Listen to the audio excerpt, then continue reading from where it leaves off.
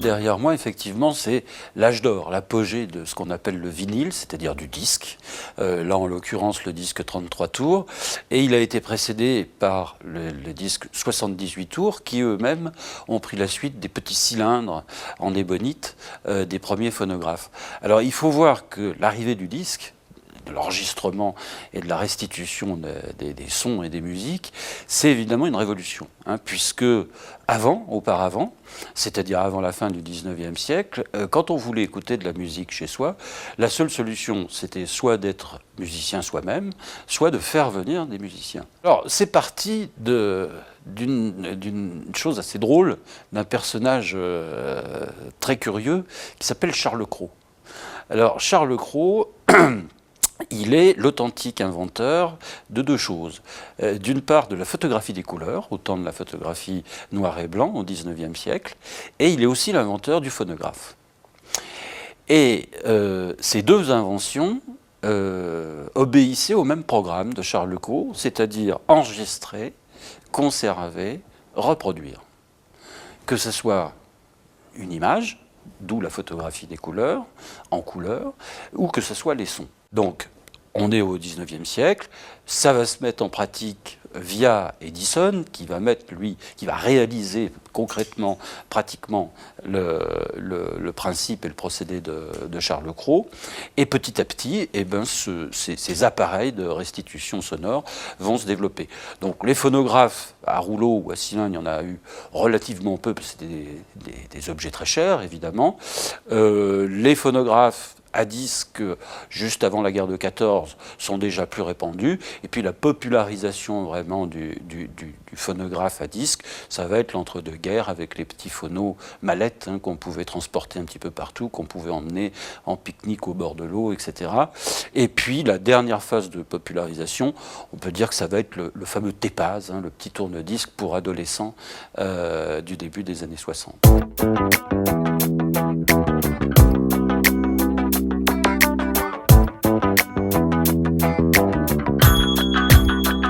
Je ne pense pas que ça soit un épiphénomène. On constate ça dans toutes sortes finalement de techniques. C'est-à-dire que des gens continuent de faire de la photographie argentique. Tout le monde n'est pas passé au numérique.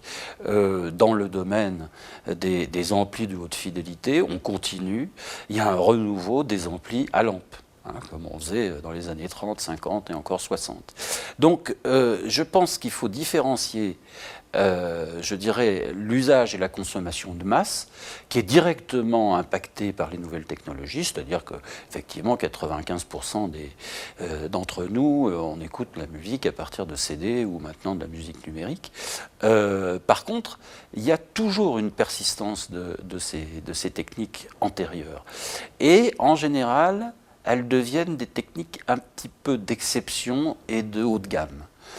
Et je pense que le vinyle, effectivement, continue d'exister sous cette forme-là, comme continue d'exister des tirages argentiques, par exemple, et comme continue d'exister des amplis à lampe. Mais c'est dans le domaine du haut de gamme pour des mélomanes extrêmement exigeants, etc., etc.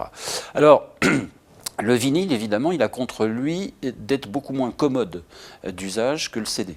Puisque le CD, quand on veut chercher un morceau, changer de morceau, on appuie sur la télécommande et on a immédiatement le morceau.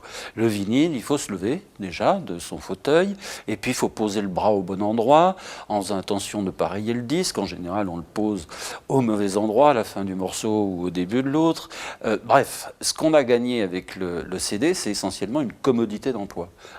Mais du point de vue strictement auditif, on n'a rien gagné, et pour certains, on a même perdu. Les mélomanes et les fanatiques de hi-fi ne jurent toujours aujourd'hui que par le vinyle. Voilà. Et puis, je pense aussi que le vinyle, comme je le disais tout à l'heure, c'est un objet. La pochette de disque, son format, fait du disque vinyle un objet à part entière, ce que n'est pas fondamentalement pas le CD.